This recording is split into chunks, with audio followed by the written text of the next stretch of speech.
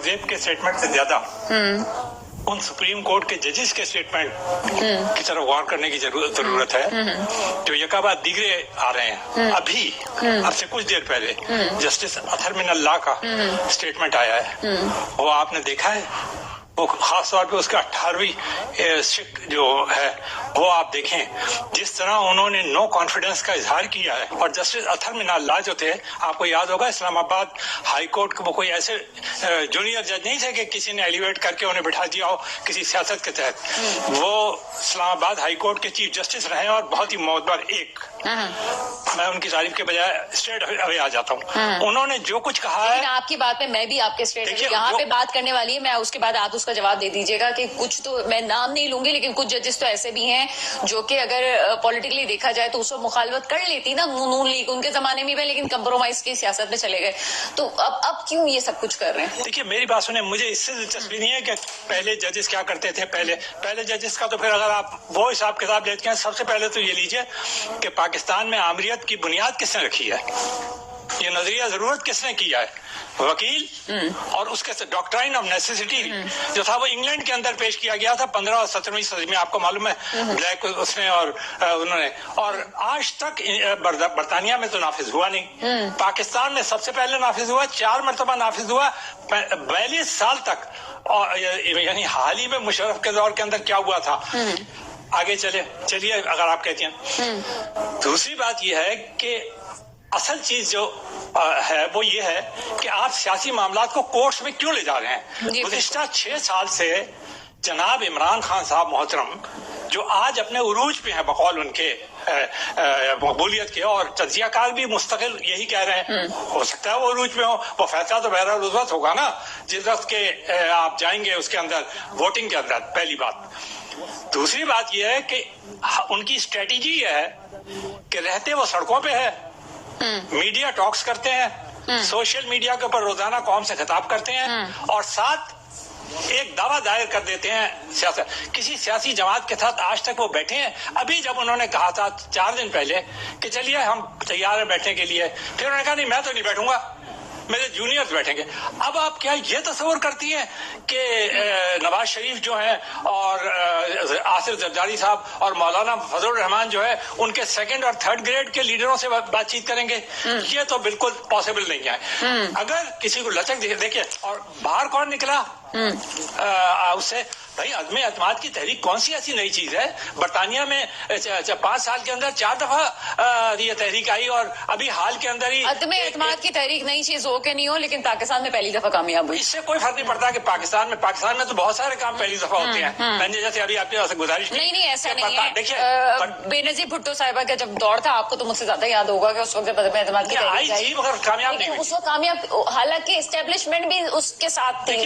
देखिए ना, वो है अपनी हिस्ट्री, लेकिन वो एक बहुत बड़ी हिस्ट्री है। देखिए इस मरतबा कामयाब हुई ना, ये भी हमें देखना चाहिए। आपने रेफरेंडम भी देखे, आपने, तो इसमें क्या शर्म की बात है कि आदमी एतमाद की तहरीक भी अगर आप देख लें, आपको मिड टर्म इलेक्शंस भी देखने चाहिए। These are all the part of the political process and also आपको पार्ट ऑफ द आइन। मौका दूंगी, मुझे इतनी बात बता दें कि इस वक्त सिर्फ एक लाइन में मैं आपसे थोड़ा सा जवाब लेना चाहूंगी। मुझे ये बताएं कि इस वक्त पीपल्स पार्टी का किरदार क्या देख रहे हैं? मुझे तो पीपल्स पार्टी का किरदार वही लगता है जो कि पीडीएम का किरदार है।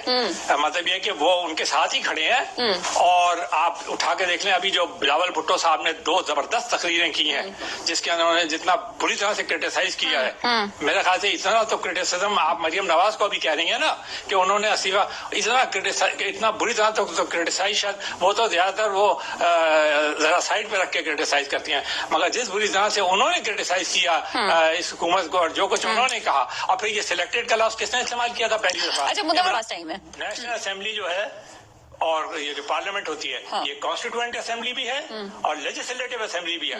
बिल्कुल गलत बात कही है, इस बात को बिल्कुल स्ट्रेट ये कह देना चाहिए। पार्लियामेंट से सुप्रीम कोर्ट कैसे सुपीरियर हो सकती है, और पार्लियामेंट की क्या वो है सुपीरियर? तो मेरे ख्याल में कोई भी नहीं है। नहीं, मेरी बात सुने बाबा, یہ بات کلیئر ہونی چاہیے. حاکمیت اللہ تعالیٰ کی ذرا پڑھ کے تو دیکھیں آئین. کون لوگ آ گئے ہیں جو کہ کہہ رہے ہیں کہ جی سپریم کورٹ جو ہے وہ اٹھا کے ساری نیشنل اسمبلی کو جو ہے وہ کنٹمپٹ آف کورٹ لگا دے گا. بالکل غلط باتیں اس قسم کی کر کے پاکستان کے لوگوں کو گمراہ کرنا, یہ سمجھنا کہ یہاں پر کوئی پڑھا لکھا آدمی بیٹھا ہی نہیں ہے, اس نے آئین ہی نہیں پڑھا. کیا دیکھیے پارلیمنٹ صرف اکیلا, آپ نے سنا ہوگا پیپلز پارٹی کے وہ جو بہت مشہور وکیل ہیں, وہ بھی رہ چکے ہیں سینٹ کے, انہوں نے رضا ربانی نے چیف جسٹس کے سامنے کہا تھا کہ آپ نے ری رائٹ کیا ہے آئین, آپ کو رائٹ ہی نہیں ہے کہ آپ کیا نیشنل وہ سپریم کورٹ ری رائٹ کر سکتا ہے ان کو. یہ کیسے ہم لوگ کس طرف جا رہے ہیں. ایک فیصلہ آ گیا اور فیصلہ آنے کے بعد آپ یاد رکھیے گا it can be debated. بالکل آپ ڈیبیٹ کر سکتے ہیں, آپ چیف جسٹس کے اوپر بات کر سکتے ہیں. آپ نے نہیں کیا پناما کے اوپر, کتنا آپ نے کیا, آپ نے باقی باتوں پہ نہیں کیا. آپ نے بے نظیر صاحبہ کو اٹھا کر ہٹا نہیں دیا, کس سے ہٹایا تھا؟ سپریم کورٹ کے ذریعے آپ نے ہٹایا تھا. کس کو نہیں آپ نے کیا؟ تو کیا یہ سارا کھیل جو ہے, یہ سارا تماشا جو ہے وہ کسی ایک آدمی کے اوپر جو کہ مستقل کورٹ ہی کے اندر رہتا ہے یا سڑکوں پہ رہتا ہے؟ بھائی آپ اس پارلیمنٹ میں ابھی ترکی تھا نا نام, اس کا نام ترکیہ کس نے رکھا ہے؟ پارلیمنٹ نے رکھا ہے یا سپریم کورٹ نے رکھا ہے؟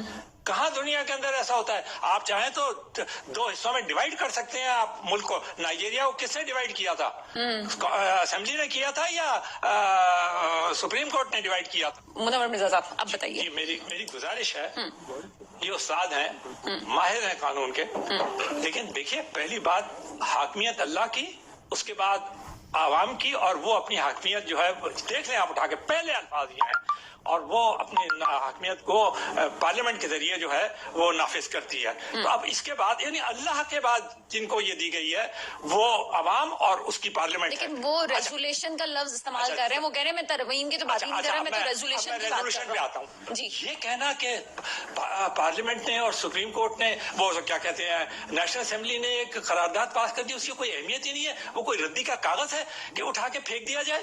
بھائی اگر آپ نہیں بیٹھے, آپ مجھے ایک بات بتائیے, جب وزیر اعظم تھے عمران خان, وزیر اعظم کہہ رہا ہوں میں, ووٹ آف کانفیڈنس کس نے لیا تھا؟ کس سے لیا تھا انہوں نے؟ سپریم کورٹ سے لیا تھا, جا کے سپریم کورٹ سے ویریفائی کروایا تھا. ہمیشہ ووٹ آف کانفیڈنس وزیر اعظم کس سے لیتا ہے؟ وزیر اعظم کی طاقت کس سے آتی ہے؟ پارلیمنٹ کے ذریعے آتی ہے. پارلیمنٹ نے کیا بری بات کہی ہے ایسی جس سے دیکھیں سن لیے, ڈونلڈ ٹرمپ ابھی گرینڈ جوری صرف نیو یارک اسٹیٹ, میں آپ کو بتاؤں 37 اسٹیٹس کے اندر وہ قانون ہی نہیں ہے جو ڈونلڈ ٹرمپ پہ لگا ہے. آپ کو پتا ہے قصور ان کا کیا ہے؟ وہ بھی آپ کو پتا ہے. ان کا قصور یہ ہے کہ انہوں نے وہ جو اسٹار کو رقم ادا کی ہے, وہ رقم ذاتی طور پر قانوناً جائز ہے, لیکن انہوں نے ذاتی اس کے بجائے کمرشل اس کے اندر شو کر دیا. رقم کے اوپر کوشچن نہیں ہے, صرف یعنی اس کھاتے سے اس کھاتے میں اپنے ہی ڈالنے. کہ وہ عدالت میں پیش ہوئے, ان کے ساتھ کوئی ہجوم آیا, باہر کیا شیلنگ ہو رہی تھی, کیا ایک ہنگامہ تھا صبح سے لے کے شام تک. ٹیلی ویژن جن ججز صاحبان کی عزت کا یہ بتا رہے ہیں, ان کا تو حال یہ ہے کہ ہائی کورٹ کا جج جو ہے لاہور کا, وہ 2 بجے سے لے کر اور رات کے 9 بجے تک انتظار کر رہا ہے کہ وہ تشریف لائے, اور جب وہ تشریف نہیں لائے تو پھر اس نے کہا کہ اچھا آپ کے صاحب چلے جائیں, پولیس کا ایک ایس پی چلا جائے, ان کی کار کے اندر دستخط کرا لے. یہ سپر پاور میں اور تھرڈ ورلڈ کنٹری کے مائنڈ سیٹ میں فرق ہوتا ہے. یہ نہ عمران خان صاحب کا مسئلہ ہے, نہ کسی اور پارٹی کا مسئلہ ہے. ہم تھرڈ ورلڈ کنٹری کا حصہ ہیں, بلکہ اب تو 4th میں آ چکے ہیں, تو اس لیے تھوڑا سا اس کو دیکھنے کی ضرورت ہے. کہہ رہی ہیں کہ آئین کے خلاف یہ جا رہے ہیں پیپلز پارٹی والے. آپ کیا نہیں جا رہے نا, وہ تو منع کر رہے ہیں نا, لفظوں میں منع کر رہے ہیں. آپ کے خیال میں نون لیگ والے آئین کے خلاف جا رہے ہیں, کس چیز میں جا رہے ہیں بتا دیجیے. وہ ریزولوشن کی بات کر رہے ہیں نا, نیشنل اسمبلی کے اندر ریزولوشن پیش کرنا آئین کے خلاف جانا ہے, وہ تو کنسنسس کے ساتھ. سپریم کورٹ کے آرڈرز کو چیلنج کرنے کی اس وقت بعد آپ مجھے بتا دیں کہ کیسے, آپ مجھے اس کا بتائیں کہ کیسے.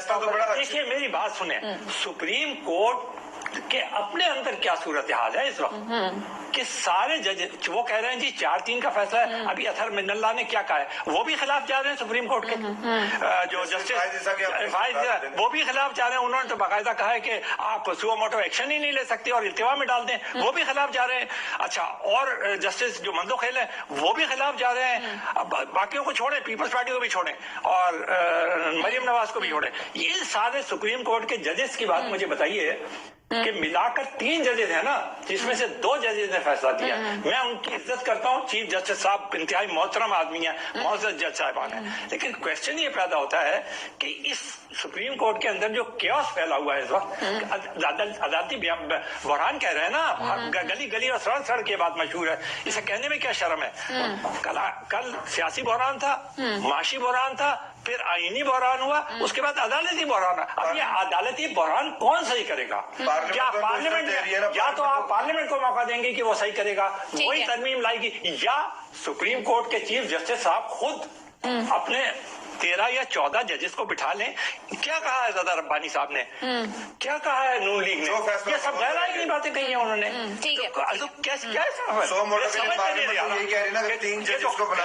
کون کہہ رہا ہے اس میں فیصلہ کریں گے تو اس میں کوئی غلط بات سب بیٹھ جائیں نا ساتھ. ایک شخص کی عقل ایک کی ہوتی ہے, جب 3 دماغ بیٹھیں گے تو اور اچھا فیصلہ. یہاں تک انہوں نے کوئی غلط چیز نہیں, پارلیمنٹ کو چاہیے کہ ان کو عزت ملے. زدہ ربانی صاحب نے تو یہاں تک کہا کہ اگر آپ سامنے نہیں بیٹھنا چاہتے تو اکیلے چیمبر میں جا کر بیٹھ کر وہاں 6 ججز کو انہوں نے بلایا, ٹھیک ہے, اور باقی 7 ججز کو چھوڑ دیا. اب کون صحیح کرے گا؟ پارلیمنٹ بھی صحیح نہیں کرے گی, وہ خود بھی صحیح کرنے کے لیے تیار نہیں ہے, تو کس سے کہیں؟